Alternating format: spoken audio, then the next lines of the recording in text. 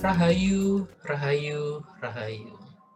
Selamat pagi, selamat siang, selamat sore, atau selamat malam, kawan-kawan BSW Channel. Kembali lagi bersama saya, Wibisono Sukmowardono. Kita masih di materi matematika diskrit. Kali ini pembahasan kita adalah mengenai lanjutan konsep dasar dari logika. Jika sebelumnya kita telah membahas proposisi, materi hari ini adalah mengenai konektif.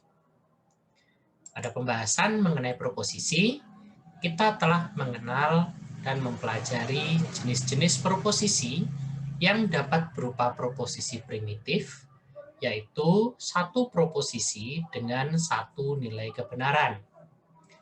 Kemudian, bagaimana ketika beberapa proposisi primitif dihubungkan dengan sebuah konektif dan menjadi proposisi majemuk atau compound proposition.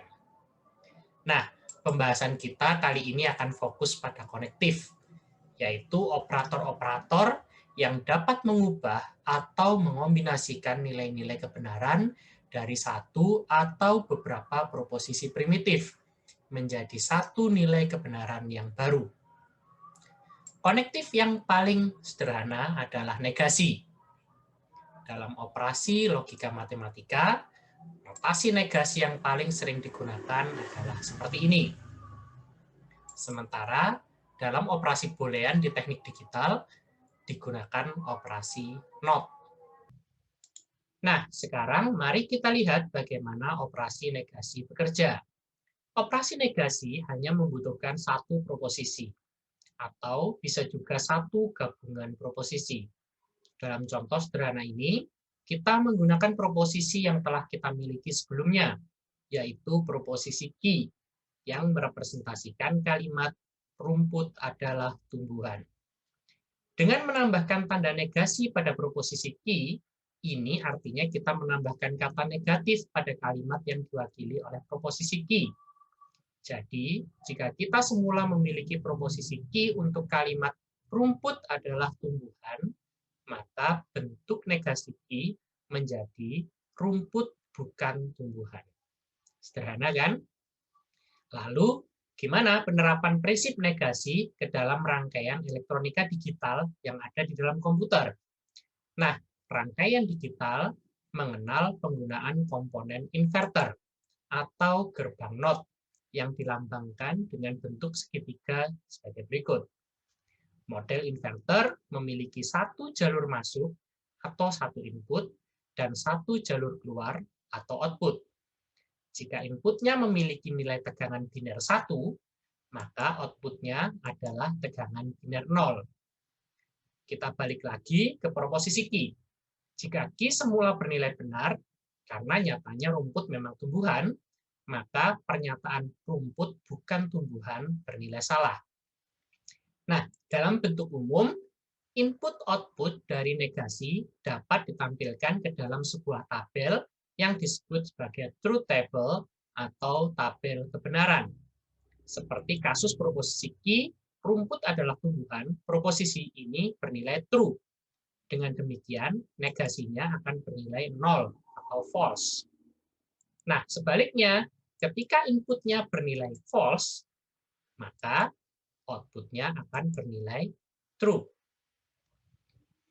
Di sini kita melihat konektif negasi hanya memerlukan satu proposisi sebagai input. Maka hanya terdapat dua kemungkinan atau dua kombinasi dari operasi negasi. Kombinasi pertama, jika inputnya 0, maka outputnya 1. Sebaliknya, pada kombinasi yang kedua, jika inputnya 1, maka outputnya 0. Operasi-operasi konektif selanjutnya memerlukan minimal dua proposisi sebagai input. Dalam contoh ini kita gunakan dua proposisi P dan Q. P merupakan representasi dari proposisi Australia beribu kota Sydney yang kita telah sepakati nilainya false. Dan proposisi kedua adalah Q, rumput adalah tumbuhan yang sudah kita sepakati juga nilainya true. Kali ini, kedua proposisi akan kita hubungkan dengan konektif yang bernama konjungsi. Dalam operasi konjungsi, kita gunakan notasi seperti huruf V terbalik atau operator N pada logika boolean. Komponen digital menggunakan simbol gerbang N untuk menjalankan operasi konjungsi. Konektif konjungsi membutuhkan minimal 2 proposisi sebagai input. Dalam contoh ini, kedua proposisi tersebut adalah P dan Q. Dan menghasilkan satu output hasil operasi N di antara kedua proposisi tersebut. Syarat mutlak gerbang N untuk menghasilkan output yang bernilai true adalah seluruh proposisi inputnya harus bernilai true. Untuk melihat karakteristik lengkap dari gerbang N atau operasi konjungsi, perhatikan tabel kebenaran berikut ini.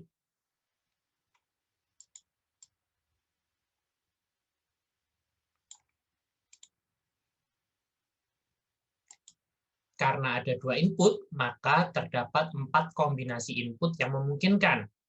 Yang pertama, 00, kemudian 01, 10, dan 11. Berdasarkan syarat mutlak gerbang N, maka dapat kita tentukan kombinasi mana yang akan menghasilkan output true, yaitu pada kombinasi P dan Q yang seluruhnya bernilai true. Nah, selanjutnya bagaimana dengan kombinasi input lainnya? Input 0 dan 0 akan menghasilkan nilai false. Demikian juga 01 dan 10. Gimana? Udah paham dengan karakteristik operasi konjungsi atau gerbang N? Kalau udah, sekarang coba lihat kembali proposisi P dan Q yang kita punya sebelumnya. P untuk Australia beribu kota Sydney. Pernyataan ini bernilai false. Lalu ada Q untuk rumput adalah tumbuhan. Pernyataan ini bernilai true. Maka bagaimana hasil operasi konjungsi di antara kedua proposisi ini? Dari karakteristik gerbang dan pada tabel kebenaran bisa kita dapatkan bahwa P and Q akan menghasilkan output bernilai false. Dengan demikian, P and Q bernilai 0. Oke, selanjutnya adalah operasi disjunction atau disjungsi, yang notasi operatornya berbentuk seperti huruf V dan logika boolean dikenal sebagai operasi gerbang OR. Gerbang OR dilambangkan sebagai berikut. Gerbang logika ini juga menerima sedikitnya 2 proposisi sebagai input dan menghasilkan output P OR Q. Gerbang OR akan menghasilkan nilai true jika minimal ada satu input yang bernilai true. Dengan demikian, kombinasi proposisi yang akan menghasilkan nilai true bisa 01, 10, dan 11. Sedangkan jika kedua proposisi bernilai 0 atau false, maka outputnya akan bernilai 0 atau false juga. Nah, sekarang kita kembali ke contoh proposisi P dan Q kita.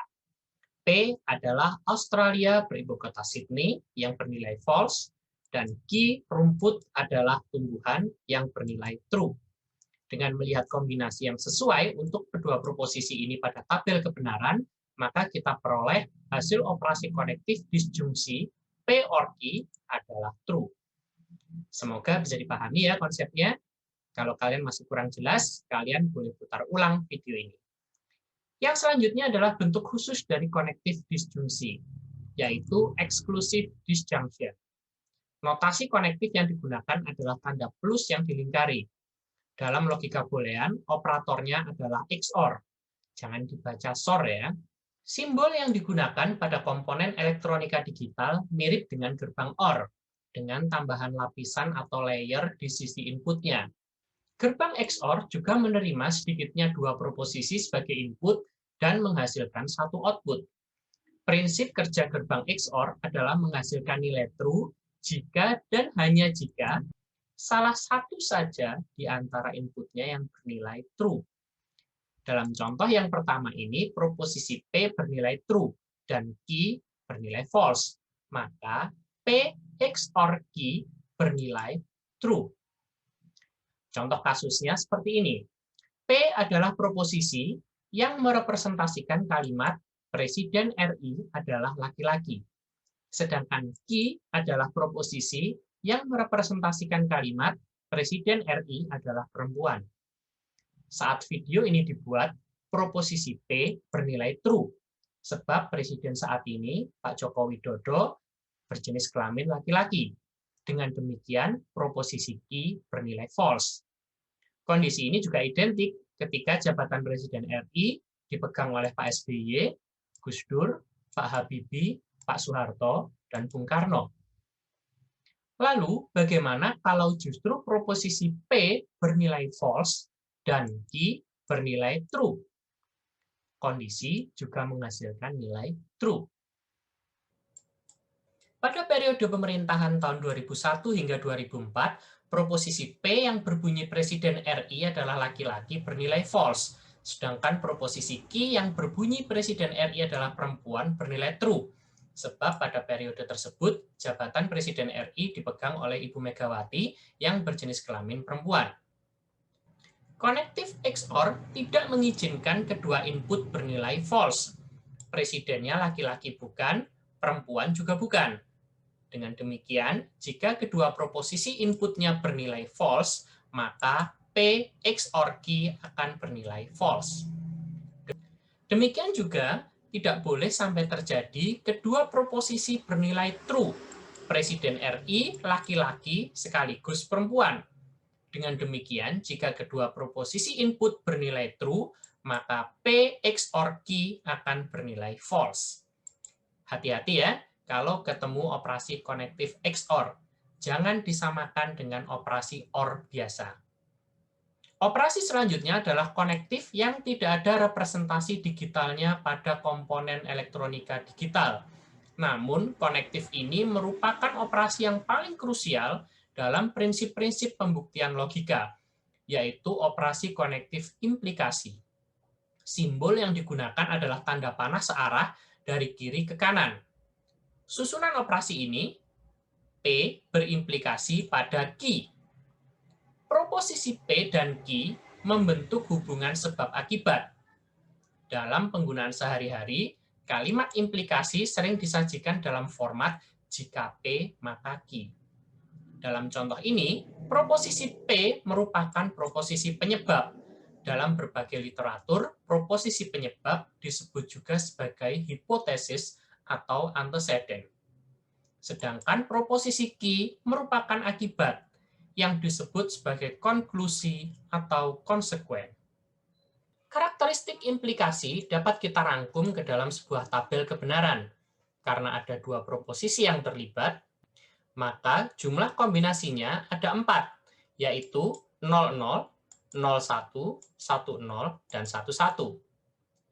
Selain format jika P maka Q, kalimat implikasi juga dapat berbentuk P berimplikasi Q. Kemudian, P hanya jika Q. Dengan demikian, jika hipotesis P bernilai true, maka konklusinya Q harus true juga. Di dalam tabel, kondisi ini dapat kita tuliskan pada kombinasi hipotesis 1 dan konklusi 1. Implikasinya bernilai 1 atau true. Selanjutnya, implikasi juga menyatakan bahwa tidak mungkin Q sebagai konklusi akan false jika hipotesisnya P benar. Frase tidak mungkin berarti kondisi false. Hal ini berarti ketika hipotesis P benar, sedangkan konklusi Q salah, maka implikasinya adalah false atau bernilai 0. Dalam bentuk yang berbeda, format kalimat implikasi dapat kita katakan Q jika P. Hal ini bermakna jika P salah, Q bisa salah. Dengan demikian, jika hipotesis dan konklusi sama-sama bernilai false, maka implikasinya bernilai true. Pernyataan Q jika P bermakna bahwa P bukan merupakan syarat mutlak untuk Q. Artinya, jika P bernilai false, Q juga bisa bernilai true. Dengan demikian, hipotesisnya false, konklusinya boleh true. Maka implikasi kombinasi ini bernilai true. Pada implikasi, bagian ini yang paling sering salah dipahami. Jadi hati-hati saat kalian bekerja dengan konektif implikasi. Bagian ini yang menyebabkan operasi implikasi tidak bersifat komutatif. Pernyataan jika P maka Q akan memberikan hasil yang berbeda dengan pernyataan kebalikannya, jika Q maka P. Untuk memberikan contoh mengenai bagaimana penggunaan implikasi dalam kehidupan sehari-hari, perhatikan contoh berikut ini. Kita memiliki hipotesis P yang berbunyi Osi Wibisono adalah Desi. Kemudian konklusinya Ki Wibisono adalah Wota. Dengan demikian, implikasinya adalah jika Osi Wibisono adalah Desi, maka Wibisono adalah Wota. Kedua pernyataan ini membentuk hubungan implikasi yang benar. Dengan demikian, nilai implikasinya juga benar. Nah, sekarang bayangkan kalau kasusnya gini. Di satu sisi, Wibisono bilang, Osiku itu Desi. Tapi terus dia protes waktu dibilang Wota. Gue bukan Wota, katanya. Di sini hipotesisnya true, konklusinya false. Dalam implikasi, kondisi ini bernilai false. Sekarang Wibisono bilang, kalau nggak punya Osi, namanya Desi. Terus Wibisono bilang kalau dia bukan Wota. Logikanya sesuai kan? Maka di sini berlaku hipotesis false, konklusinya false. Dengan demikian, nilai implikasinya benar. Sekarang, gimana kalau nilai hipotesisnya salah? Bolehkah konklusinya benar? Di sini Wibisono bilang osinya bukan Desi, sebab dia osinya Afikah. Maka Wibisono tetap seorang Wota. Maka berlaku kondisi hipotesisnya salah, namun konklusinya benar. Di dalam implikasi, kondisi ini bernilai benar. Operasi implikasi sekali lagi merupakan salah satu operasi yang memiliki urgensi cukup besar di dalam operasi-operasi logika, terutama dalam hal pembuktian. Maka kalau kalian belum paham pada prinsip implikasi, silakan kalian ulang-ulang materi mengenai implikasi. Operasi yang mirip dengan implikasi adalah biimplikasi, yang dilambangkan dengan notasi panah dua arah. Pada biimplikasi tetap berlaku sisi hipotesis dan konklusi. Operasi ini dibaca jika dan hanya jika P, maka Q. Bila kita rangkum ke dalam sebuah tabel kebenaran, maka terlebih dahulu kita harus pahami karakteristik operasi ini. Operasi biimplikasi mensyaratkan kondisi benar jika kedua sisi, hipotesis, dan konklusi bernilai sama. Yang pertama, jika hipotesisnya P salah, maka konklusinya Q juga harus salah. Dengan demikian, jika P 0 dan Q 0, maka nilai biimplikasi di antara keduanya bernilai benar. Sebaliknya, jika hipotesis P benar, maka konklusinya Q juga harus benar. Dengan demikian, jika P1 dan Q1, maka nilai biimplikasi di antara keduanya juga bernilai benar. Operasi biimplikasi akan menghasilkan nilai false jika hipotesis dan konklusinya berbeda nilai kebenaran. Jika hipotesisnya salah, maka konklusinya tidak boleh benar. Maka jika P0 dan Q1 akan menghasilkan nilai false. Demikian juga sebaliknya, jika hipotesisnya benar, maka konklusinya tidak boleh salah. Jadi jika P1 dan Q0 juga akan menghasilkan nilai false. Nah, itu tadi macam-macam konektif yang biasa digunakan dalam operasi-operasi logika. Lalu, bisakah sebuah operasi logika memiliki lebih dari satu konektif? Tentu bisa. Operasi-operasi konektif juga memiliki urut-urutan prioritas seperti halnya operator aritmetika. Mari kita lihat kembali contoh operasi aritmetika ini. 3 ditambah 5 dikali 2. Berapa hasilnya? 13 atau 16? Ternyata jawabannya adalah 13. Mengapa? Sebab operasi aritmatika memprioritaskan operator perkalian dan pembagian untuk dikerjakan terlebih dahulu.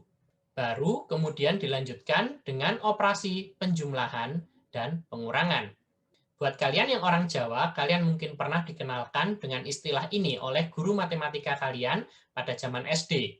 Pi, po, londo.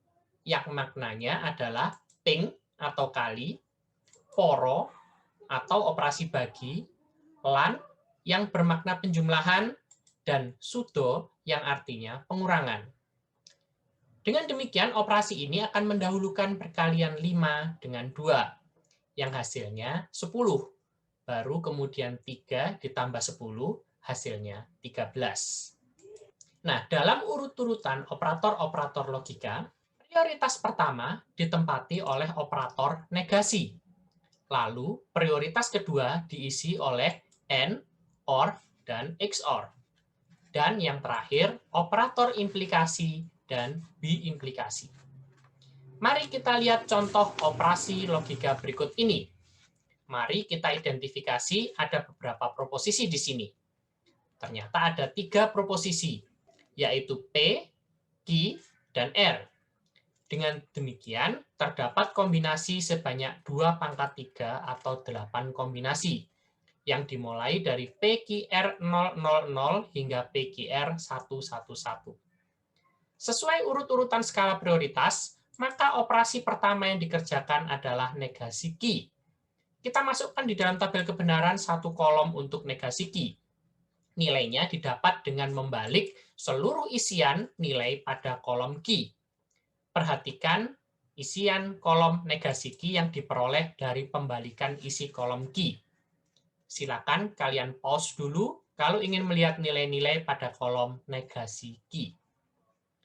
Operasi selanjutnya adalah menjalankan operator AND.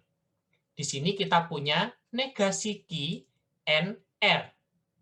Kita buat kolom negasi Q NR pada kolom kelima. Operasi konjungsi AND mengkoneksikan antara kolom keempat, negasi Q, dengan kolom ketiga, R. Dengan mengingat kembali karakteristik operator AND, maka kita dapatkan nilai-nilai biner kolom kelima sebagai berikut. Negasi Q NR hanya akan menghasilkan nilai true jika negasi Q bernilai true dan R juga bernilai true. Baru yang terakhir, kita implikasikan P kepada negasi Q NR. Kita masukkan ke dalam tabel kebenaran. Di sini, yang menjadi hipotesis adalah P pada kolom 1 dan konklusinya negasi Q NR pada kolom 5. Mari kita fokus pada kedua kolom ini. Jika hipotesis salah, maka konklusinya salah. Implikasi ini bernilai benar. Jika hipotesis salah, maka konklusinya benar. Implikasi ini bernilai benar. Selanjutnya, jika hipotesisnya benar, maka konklusinya salah. Ini satu-satunya implikasi yang bernilai salah pada implikasi. Selanjutnya, jika hipotesis benar, maka konklusinya benar. Implikasi ini bernilai benar, dan seterusnya. Nah, demikian penjelasan mengenai konektif. Pada materi selanjutnya, akan kita bahas mengenai beberapa teorema di dalam operasi logika. Stay tune at WSW Channel. Salam Rahayu, Rahayu, Rahayu.